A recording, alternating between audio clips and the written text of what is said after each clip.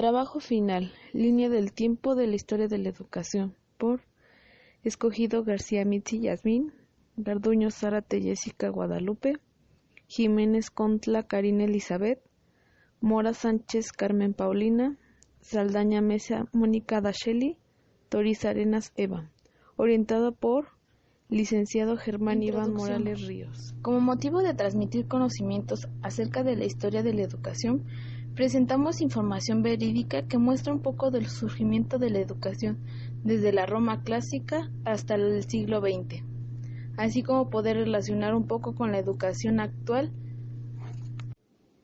la educación y la pedagogía durante la Roma clásica.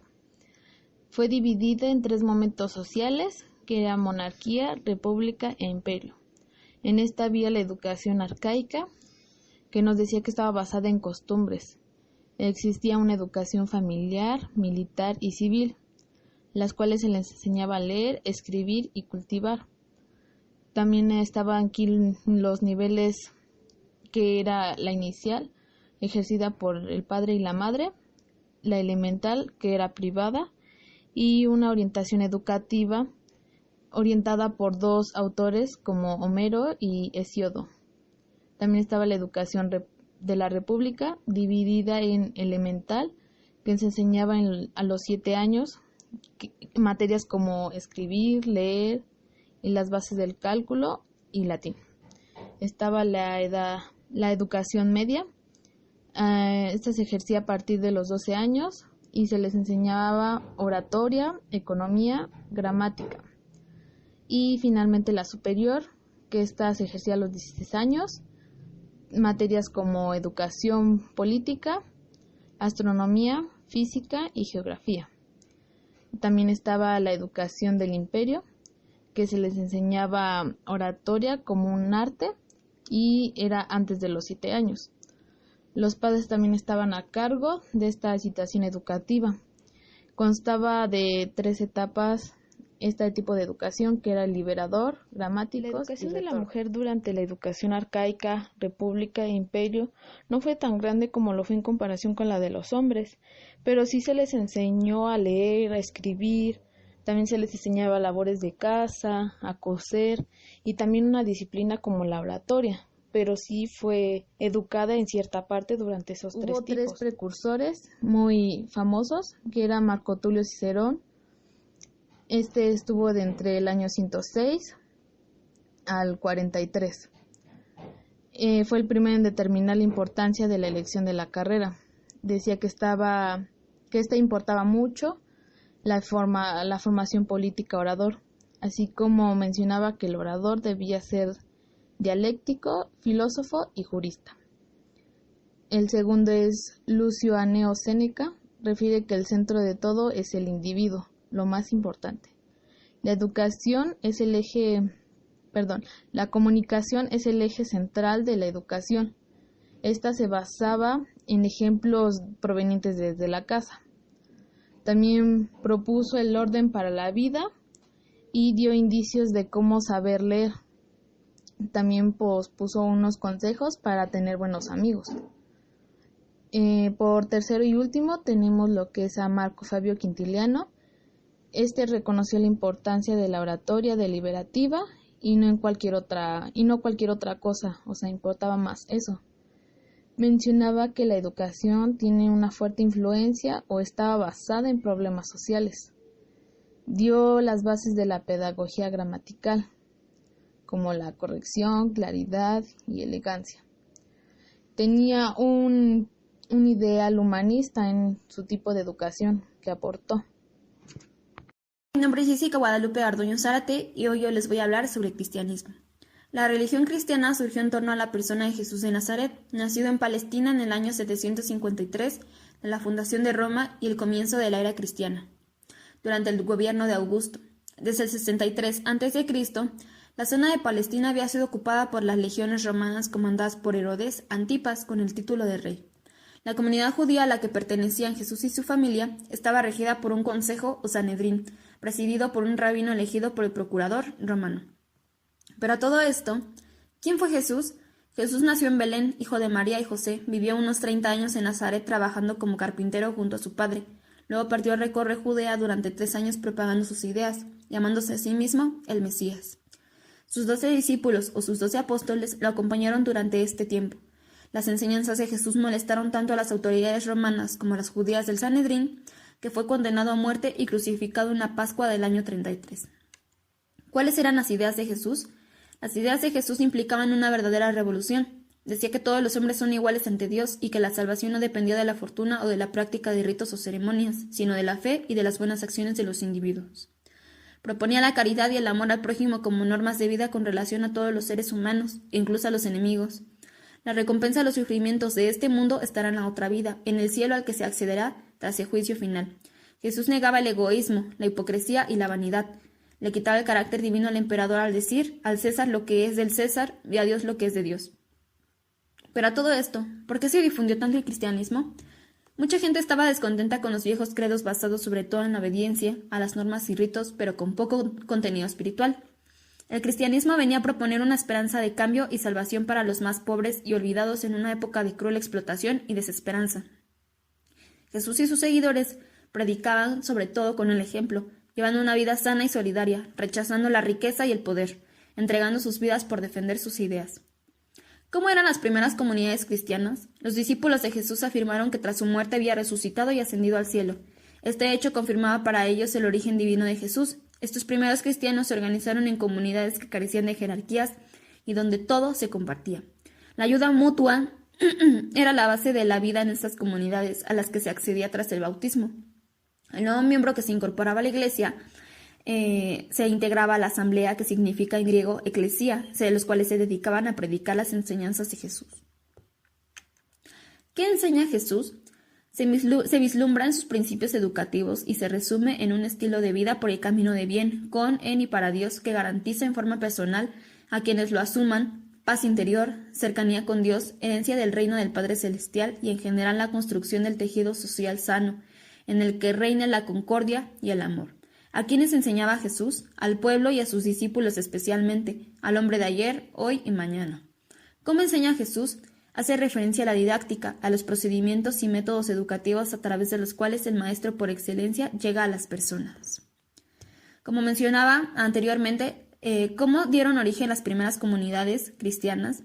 Se comienzan a formar luego de la muerte de Jesús, quien ordena a sus apóstoles a esparcir la palabra en todos los rincones del mundo. De esta forma sus seguidores deciden hacer caso al mandato de su maestro y se disponen en su tarea de hablar con el pueblo para proclamar el evangelio e ir obteniendo más discípulos. Los apóstoles deciden comenzar con el pueblo judío de manera que se dirigen a Jerusalén y comienzan a esparcir la palabra. De esta forma empiezan a ganar seguidores y con el tiempo se comienza a formar la primera comunidad. Aunque debido a la persecución y otros problemas relacionados, muchos seguidores terminan huyendo de Jerusalén. Pero esto no significó el final, más bien lo contrario, ya que estos nuevos seguidores continuaron con su tarea de evangelización y comenzaron a multiplicar a los fieles en cada sitio al que iban. De modo que así empezaron a surgir las primeras comunidades cristianas.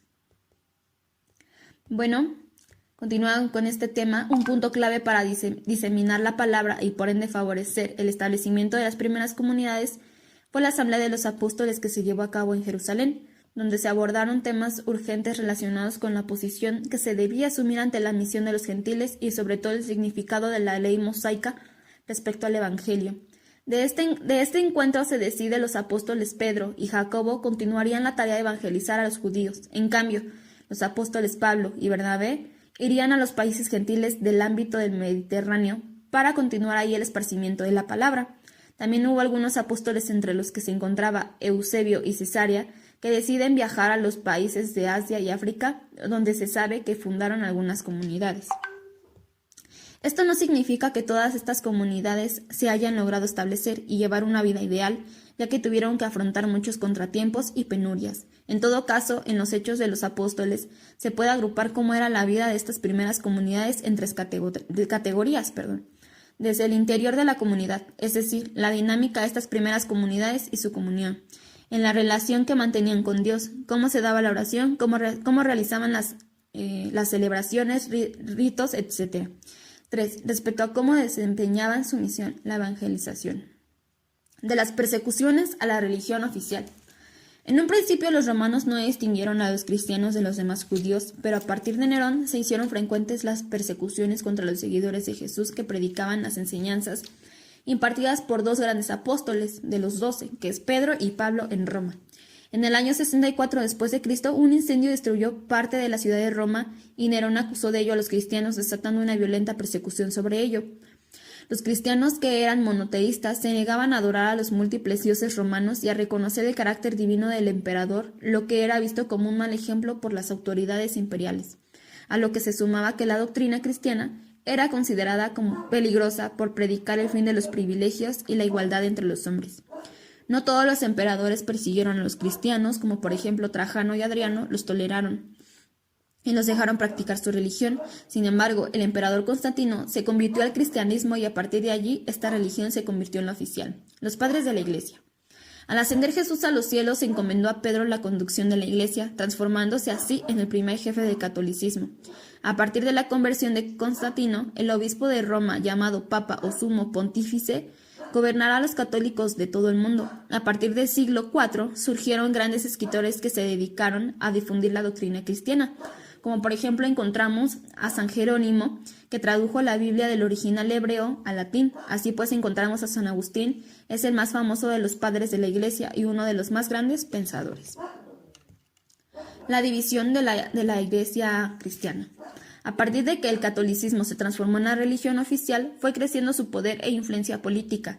En el siglo XV, el sacerdote alemán Martín Lutero, 1483-1546, realizó una protesta contra el poder de los papas, acusándolos de alejarse de las enseñanzas de Jesús, que predicaba que no había que hacer tesoros en la tierra.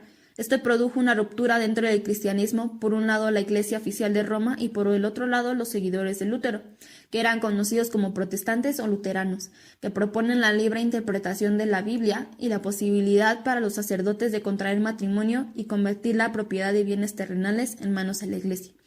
Este tema, este problema es conocido como la Reforma Protestante, el cual va a ser mencionado durante el transcurso de estos videos. Vamos a iniciar con la biografía de aquellos dos grandes apóstoles de Jesús, San Pedro y San Pablo. La solemnidad conjunta de San Pedro y San Pablo es una de las mayores celebraciones religiosas para los cristianos y ortodoxos. ¿Quiénes fueron? Simón, hijo de Jonás y hermano de Andrés, fue el primero entre los discípulos que confesó a Cristo como Hijo de Dios vivo y por ello fue llamado Pedro. En tanto, Pablo predicó a Cristo a judíos y griegos. Los dos anunciaron el Evangelio en la ciudad de Roma, en donde tiempo del emperador Nerón sufrieron el martirio. Pedro fue crucificado cabeza abajo, mientras que Pablo fue degollado. Se dice que, en el primer punto, Pedro y Pablo fueron fundadores de la Iglesia Católica. Así pues, encontramos el segundo punto, que fueron la columna espiritual de la Iglesia. 3. Ambos padecieron en Roma. 4. Son patronos de Roma y representantes del Evangelio. Y 5. Son la versión contraria de Caín y Abel. Ahora vamos a dar paso a las escuelas. Encontramos por primer momento la escuela catecúmena. En sus orígenes, las escuelas catecúmenas preparaban a los adultos para el bautismo. Un sacerdote instruía preferentemente durante la Cuaresma sobre la dogmática y moral cristiana. Luego fue para niños. Con ellos se añadió la enseñanza elemental, lectura, escritura, canto. La institución del catecumenado era flotante. Los santuarios, las criptas, las catacumbas eran lugares propicios para estas enseñanzas. El crecimiento de las instituciones escolares trajo la necesidad de formar a los maestros, lo cual nace en las escuelas catequistas.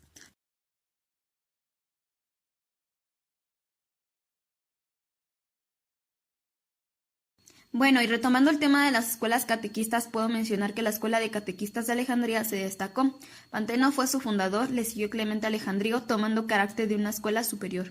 Se introdujeron los estudios clásicos, cuyo conocimiento era imprescindible para catequizar gentiles. Se hizo de la escuela no solo un semillero, que quiere decir un seminario de catequistas, sino también un centro de enseñanza para preparar obispos y funcionarios eclesiásticos. De aquí nacen las escuelas de enseñanza superior, formando clérigos, las cuales las conocemos como escuelas episcopales. Seguimos con las escuelas episcopales. Estas escuelas son posteriores al nacimiento de las escuelas monacales y datan del siglo VIII. Eran propiamente seminarios de sacerdotes. En cuanto a los textos y libros, los autores más conocidos y usados por los estudiantes de las escuelas catedralicias eran prácticamente los mismos que en los monasterios. La Biblia y los autores clásicos que integraban el principal acervo cultural de sus escritos y bibliotecas. Por último, pasamos a Educación de la mujer cristiana. La educación e instrucción de una mujer cristiana fue un libro de principios del siglo XVI, escrito por Juan Luis Vives, como base para la educación de María I de Inglaterra, hija de Enrique VIII. El libro, publicado en 1523, fue escrito originalmente en latín, elogiado por Erasmo y Tomás Moro. Vives defendió la educación para todas las mujeres, independientemente de su clase social y capacidad, pasando por la infancia y la adolescencia, el matrimonio y la viudez. Este manual ofrece consejos prácticos y fue reconocido poco después de la publicación como la guía de mayor autoridad en la educación universal para las mujeres. Así pues, argumentaba que las mujeres eran intelectualmente igual a los hombres. Vives enfatizó el compañerismo intelectual en el matrimonio sobre la procreación y se movió más allá de la esfera privada para mostrar cómo el progreso de las mujeres era esencial para el bien de la sociedad. Por último, pasamos a las escuelas patrísticas. La escuela patrística, o simplemente patrístico, fue una corriente filosófica y periodo de la filosofía, coincidiendo con los primeros siglos de la era cristiana, en el que el desarrollo filosófico fue realizado por filósofos y sacerdotes de la Iglesia católica, designando un grupo de sacerdotes o una obra desarrollada por ellos. Tomaban en cuenta o tenían ellos a un gran autor importante que es Agustín de Hipona, ya que era el principal filósofo. Este tenía como principal objetivo la racionalización de la fe cristiana. La patrística fue también una reacción al desarrollo filosófico y teológico de los árabes, que desde hace mucho tiempo habían desarrollado una estrecha relación con la filosofía de Aristóteles. Así pues, destacamos obras en el sentido de ofrecer una argumentación ontológica y lógica para la defensa de la existencia de un Dios único y omnipotente. El periodo de la escuela patrística se dividió normalmente entre antes y después del primer concilio de Nicea. El objetivo de este concilio fue obtener un consenso entre las diferentes vertientes del cristianismo y su estudio. Se estableció la cuestión de la naturaleza del Mesías cristiano y su relación con Dios, conduciendo a una estandarización del punto de partida de las obras filosóficas del tiempo. Como bien sabemos, en los primeros siglos de la Iglesia, los pensadores que constituyen la llamada patrística que les mencionaba, o sea, los padres de la Iglesia, casi la mayoría de ellos son educadores. La mayor parte de ellos se formaron en una cultura y una filosofía griega romana, especialmente en el periodo del neoplatonismo, los cuales trataron de conciliar aquellas con la nueva fe. Iniciemos con el primer autor, que es Clemente de Alejandría. Este fue educado en la filosofía griega y convertido al cristianismo. Fue uno de los rectores de las importantes escuelas de Alejandría, como ya se ha mencionado, como lo mencioné. Al mismo tiempo escribió el primer tratado cristiano de educación, el Pedagogo Clemente. Este define al maestro como el Logos, quien cuando dirige a los hombres a la virtud se llama Logos Pedagogo, y cuando enseña la verdad es el Logos Didas Kalos. El término pedagogo era usado en su acepción original y clásica del sirviente que cuida a los niños. Este concepto evolucionó y llegó a confundirse con el del maestro. Así pues, le sucedió en la dirección de la escuela de Alejandría y este poseyó una gran cultura. Recomendaba el estudio de las ciencias, especialmente el de las matemáticas, y consideraba la filosofía como la coronación del saber y el preámbulo para la doctrina religiosa, pues la virtud puede ser enseñada y aprendida. Continuamos con el siguiente autor, que es San Basilio, a quien se debe la fundación de los monasterios del mundo católico oriental, hombre de gran cultura y cuyas reglas revelan un gran sentido pedagógico. Con él surge por primera vez la escuela monástica que tanto desarrolló el alcance posteriormente. 3. San Jerónimo. Se distinguió en la educación, además de por su acción monástica, por las 2 cartas que escribió sobre la educación de las niñas y que revelan el tipo de educación femenina del cristianismo primitivo, aunque siguiera frecuentemente las ideas y los métodos de Quintiliano. 4. Juan Crisóstomo. Este autor es el único de los grandes padres orientales que procede de la escuela de Antioquía. Juan deseaba irse a orar al desierto, pero su madre le solicitaba que no la dejara sola. Por lo tanto, convirtió su casa en un oratorio. Después de la muerte de su madre, se fue al desierto, en donde permaneció 6 años rezando y haciendo penitencia, en un retiro solitario dentro de una cueva, lo cual le trajo consecuencias para su salud. La especialización pastoral de Juan era la predicación, tarea que desempeñó durante 12 años, en la que sobresalía por las cualidades en la oratoria y la profunda cultura. Se convirtió en pastor y en moralista. Se preocupó porque el mensaje cristiano se plasmara en hechos. Al pasar el tiempo, Crisóstomo llegó a ser el sucesor de Flaviano I. Sus ponencias correspondían a temas eminentemente sociales en donde explicaba el concepto de la vida cristiana. Se preocupaba especialmente por las necesidades espirituales y materiales de los pobres. Se pronunció en contra de las arbitrariedades de los poderosos. Así pues, la actividad pastoral que desempeñaba producía admiración.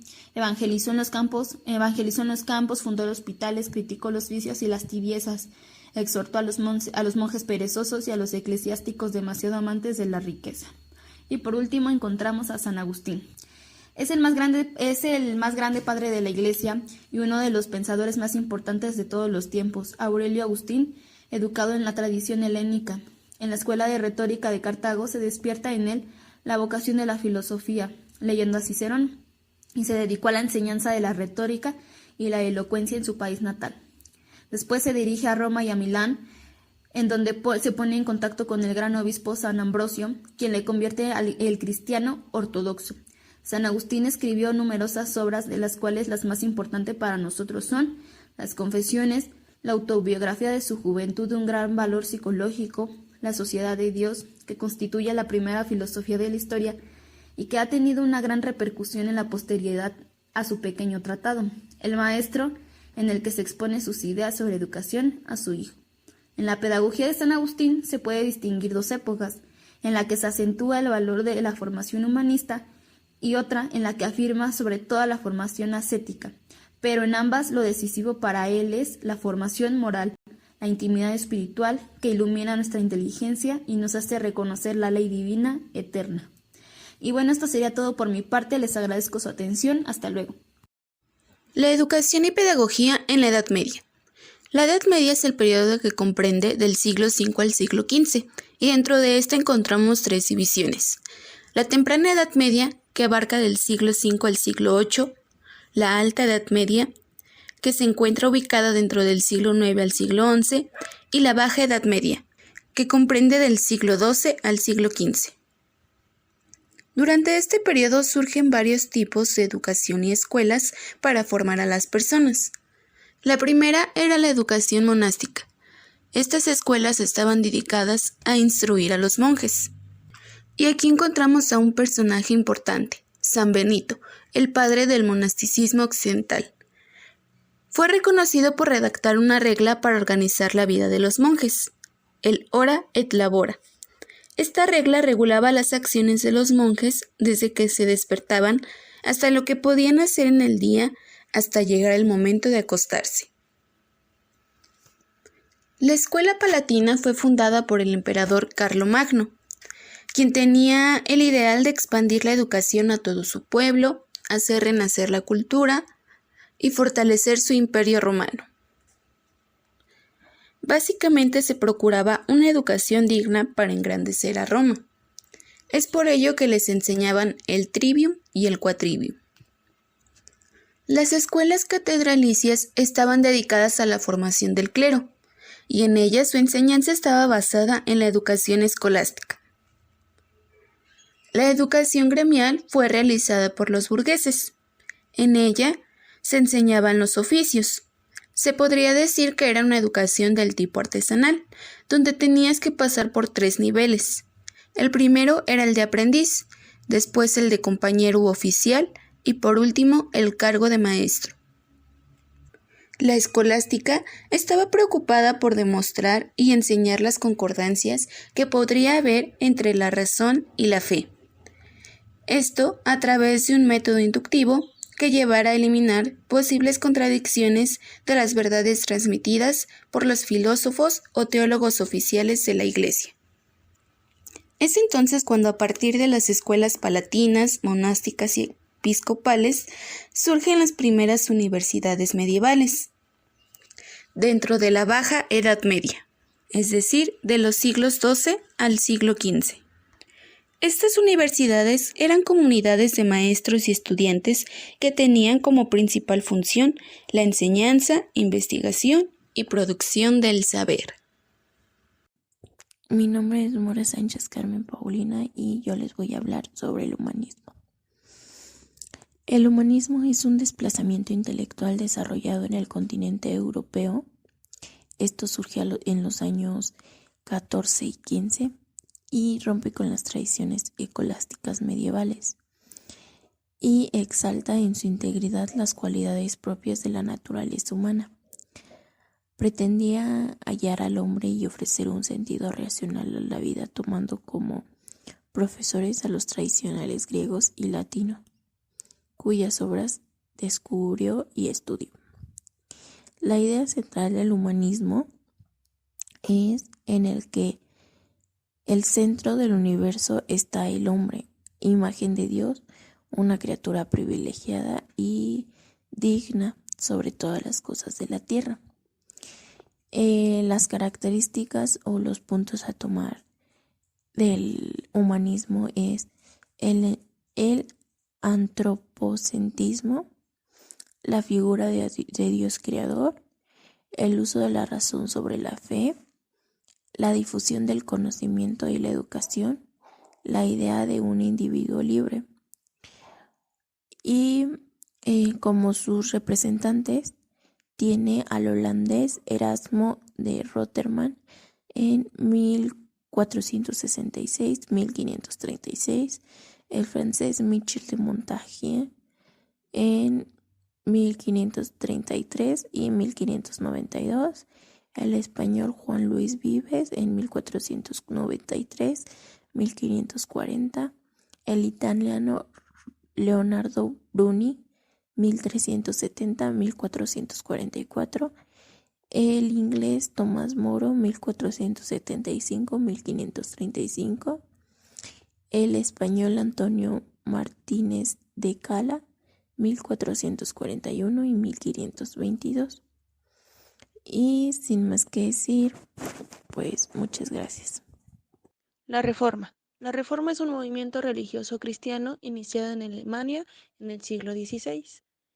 Esta consiste en el movimiento que se dio contra el clero o la iglesia, que en ese momento quería el control absoluto de todas las cosas. La Reforma protestante recibió su nombre por su intención inicial de reformar el catolicismo con el fin de retomar un cristianismo primitivo o puro. La Reforma protestante dependió del apoyo político de algunos príncipes, monarcas, para poder formar iglesias cristianas. De corriente al teísmo, que es la doctrina que habla y sostiene la existencia de Dios, pero Dios no es el todo. O sea que Dios es el creador del todo, pero no es el centro de todo. La Reforma tiene una educación no totalmente de la iglesia, sino que tiene que ser basada entre la ciencia y la base de la teología, el cual defendía que el hombre se salvara solo con su fe, y la base de educación debe estar basada a las Sagradas Escrituras. Él también defendía que se debían enviar a la escuela a los niños 2 o 3 horas al día y 1 hora en caso de ser niñas, dedicándole más tiempo a los alumnos que fueran más hábiles. Él también demanda a los gobernantes la creación de las escuelas para ofertar una educación religiosa que llegue a todos y no solo al clérigo, con los principios de instrucción universal, obligatoria, estatal y gratuita. Él fue el representante de la escuela protestante en 1536. Él busca que se recuperen los derechos de igualdad entre los creyentes. También defendía que la Biblia debe ser la base para todo tipo de educación, al igual que las fases de la educación deben ser antropomórficas, basadas en el hombre, y defendía que el hombre mismo crea su propio conocimiento a través de la lectura de la Biblia, el cual en 1563 fundó la Escuela de Estudios Liberales, la cual era libre de superstición. Él concebía el rol de la educación en la reforma de la Iglesia y en la renovación de la cultura. Él fue el fundador del calvinismo, donde dice que Dios es responsable de todas las cosas. También defendía que la fe era todo para el hombre y decía que todo conocimiento estaba sustentado en Dios. A la iglesia romana y le dio la importancia a la lectura de la Biblia, donde también la fe era todo para el hombre y todo conocimiento tiene que estar sustentado por Dios o es sustentado por Dios. La Contrarreforma. Esta surge en 1545 con el pontificado del Papa Pío IV. como respuesta y resurgimiento católico ante la Reforma Protestante, la cual quita indulgencia y busca reconquistar la fe, donde está el clero y el papa, y busca el concilio. Esta busca la reestructuración católica, y entre sus objetivos estaba la renovación de la Iglesia y acabar con el avance de la doctrina protestante. En cuanto a la educación en este periodo de la historia, podemos hacer mención a la Compañía de Jesús y a su fundador, que fue Ignacio de Loyola, y consagrarse a la educación de los jóvenes, y dirigía colegios y seminarios para la fe católica, y tenía jesuita de Ignacio de Loyola. Los jesuitas tienen una estructura de tipo casi militar, donde se tenía que tener una obediencia absoluta. Tenía una misión clara, que era a mayor gloria de Dios, y una total despreocupación por los éxitos mundanos, los cuales eran los deseos vanos. También los jesuitas se dedicaron predominantemente a la formación de grupos dirigentes de la sociedad. Aquí se enseña educación moral a través de 5 elementos, los cuales son prelección, concentración, memorización, expresión e imitación. Aquí mismo se crea la Ratio Studiorum, la cual comprendía un documento que reglamentó un sistema escolástico jesuítico, y se enseñaba la formación lingüística, la cual era la gramática latina, la gramática media latina y elemental griega, al igual que la gramática superior y media griega. Se enseñaba filosofía, las cuales eran humanidades y retórica, doctrinas aristotélicas y de Santo Tomás, matemáticas y ciencias, y hasta el último se enseñaba también a José de Calansanz. Él fue el creador de las escuelas pías en 1597. Él buscaba una educación de calidad y educación gratuita primaria católica, donde se tenía que tener la razón de la fe y el trabajo. Él buscaba crear maestros con habilidades de enseñanza y atendía a niños desviados, los cuales eran protestantes o eran los protestantes. Él seguía las órdenes de escuelas de las Ursulinas, las cuales eran para niñas, y él mismo crea la educación obligatoria para ellas. En el siglo XVII surge el realismo pedagógico, que supuso una notable transformación en el terreno educativo. Esta nueva corriente demanda el conocimiento de las cosas y no solo de la palabra como había sido hasta el momento. El realismo pedagógico hace referencia a la formación para conocer el mundo exterior, los fenómenos naturales y los hechos sociales mediante la formación adquirida a través de la lengua y la literatura clásica. Gracias a las teorías de diferentes autores como Bacon, Locke o Descartes, el empirismo ganó gran difusión y se creó un nuevo método y teorías del aprendizaje, y surge la didáctica que propicia la metodología del aprendizaje. En el realismo pedagógico existen dos tipos de educación, civil y religiosa. En la propuesta educativa luterana, el orden espiritual estaba sobre el temporal. Existía la negación de la cultura filosófica, no al valor ascético, sino a la moralidad social. Tommaso Campanella nació en 1568. Fue un filósofo italiano que defendió en su obra una sensibilidad universal, el conocimiento de uno mismo como principio de toda certeza y una única religión natural, de las que las religiones concretas no son sino meras formas parciales. En 1596 nació Descartes en Suecia, filósofo y matemático francés. Después del esplendor de la antigua filosofía griega y el apego a crisis de la escolástica en la Europa medieval, los nuevos aires del Renacimiento y la revolución científica que lo acompañó darían lugar en el siglo XVII al nacimiento de la filosofía moderna. El primero de los ismos filosóficos de la modernidad fue el realismo.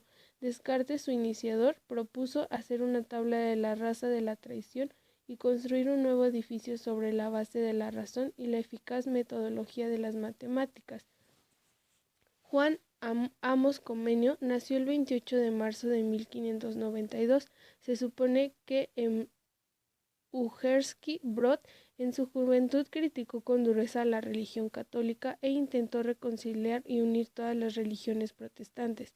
En 1618 fue ordenado sacerdote de la Unión de los Hermanos Checos y pasó a dirigir su escuela. Comenio es reconocido por sus contribuciones a las técnicas de enseñanza, que junto con sus principios educativos aparecen en la didáctica magna. Francisco Bacon, primer barón de Verulamium, fue un célebre filósofo, político, abogado y escritor inglés, padre del empirismo filosófico y científico, el introductor del género del ensayo en Inglaterra. Su obra filosófica aparece la gran influencia de Montaigne y Maquiavelo. En sus obras argumentó la posibilidad del conocimiento científico basado en el razonamiento inductivo y la observación meticulosa de la naturaleza. Su proyecto de reforma de las ciencias tiene una base de Novum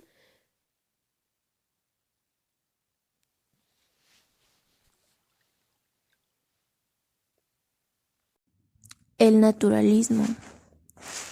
El naturalismo surge en el siglo XIX y es una doctrina y un sistema de creencias que sostiene que no hay nada más que la naturaleza, fuerzas y causas del tipo de las estudiadas por las ciencias naturales, aquellas que se requieren para comprender nuestro entorno físico.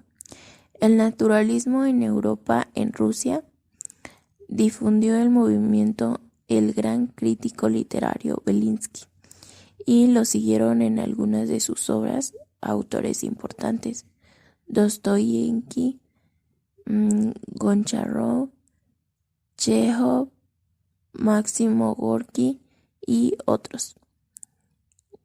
Había servido en ciertas maneras como precursor Gogol, y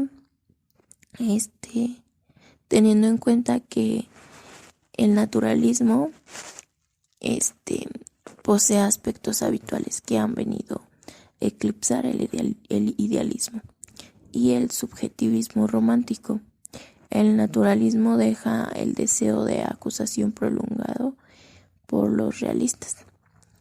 Y sin más que decir, pues gracias. El neohumanismo pedagógico. Esta era una corriente filosófica que, como su propio nombre lo indica, tenía un enfoque pedagógico. Tuvo lugar en los siglos XVII al siglo XIX.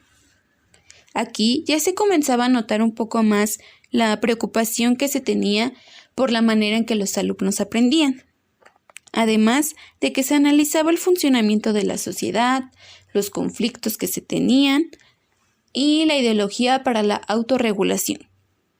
Esta corriente era del tipo ecológico-espiritual, donde lo importante era lo interno, es decir, tanto la formación de valores como la calidad de persona que se formaba, y ya no tanto lo externo, que podríamos entender como las apariencias.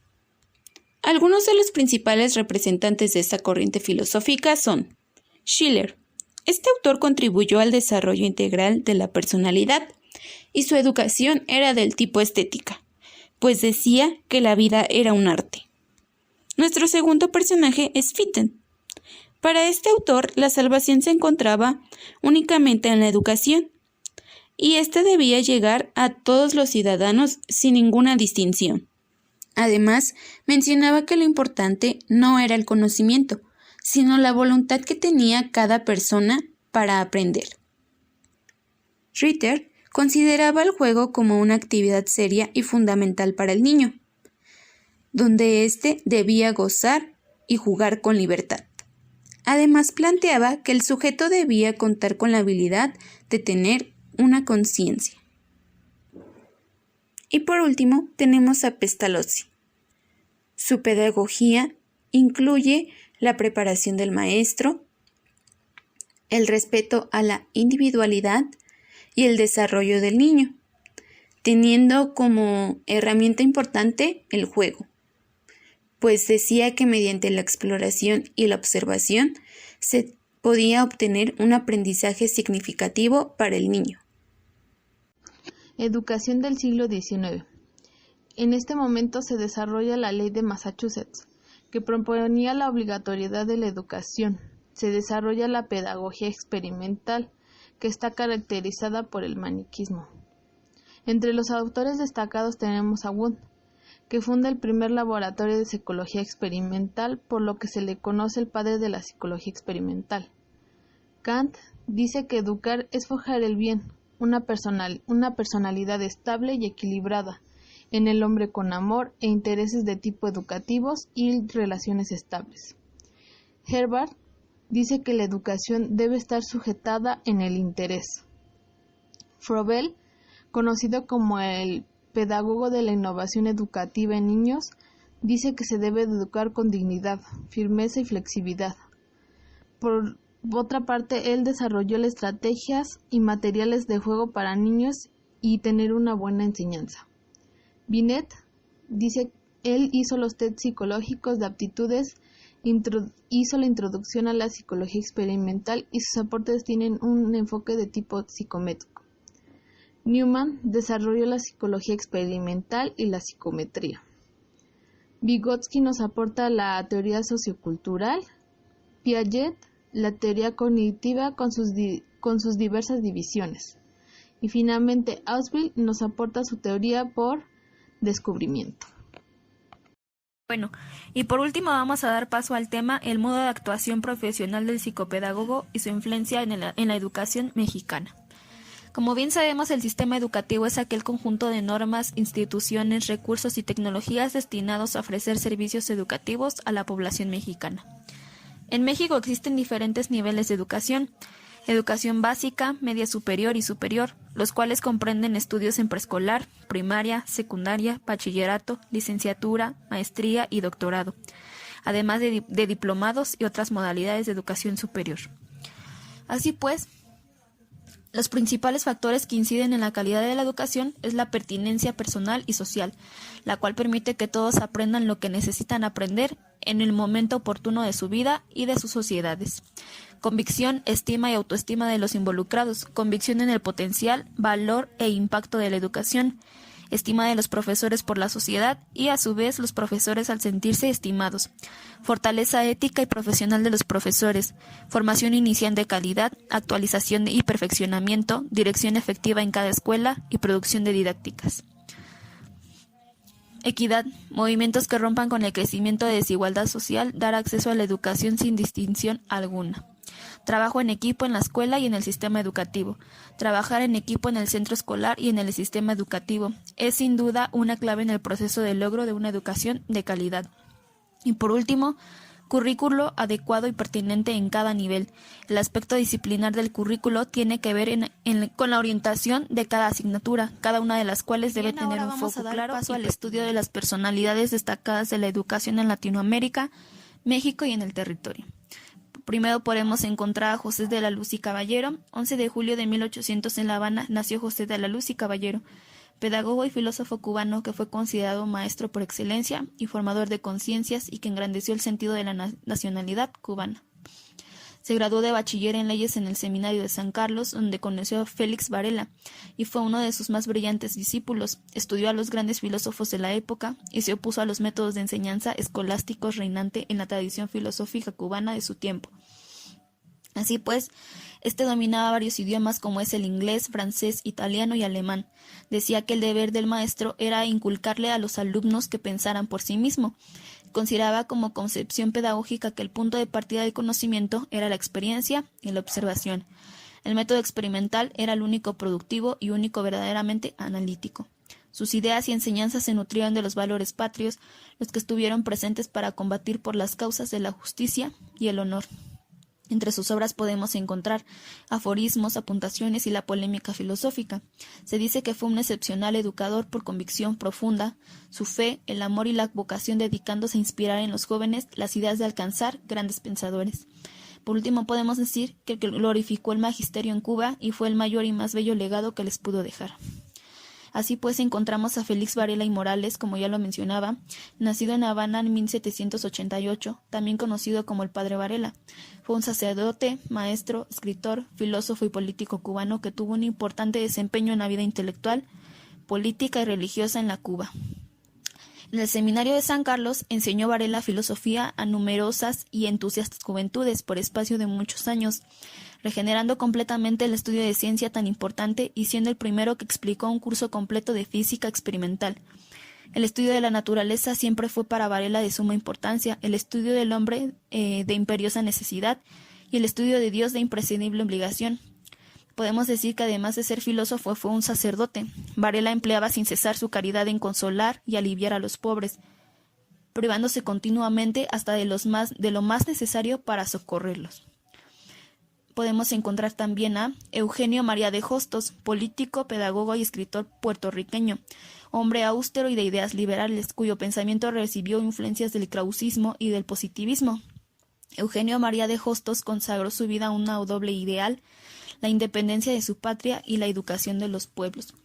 Hostos soñó con una confederación antillana, libre como una base de una América libre y unida, y a ello se dedicó con ahínco desde sus tiempos de estudiante en España. Vio en la mejora de la educación popular el fundamento de un futuro de libertad y justicia, y a lo largo de una vida itinerante que lo llevó a recorrer todo el continente, prodigio por doquier su labor de renovación pedagógica.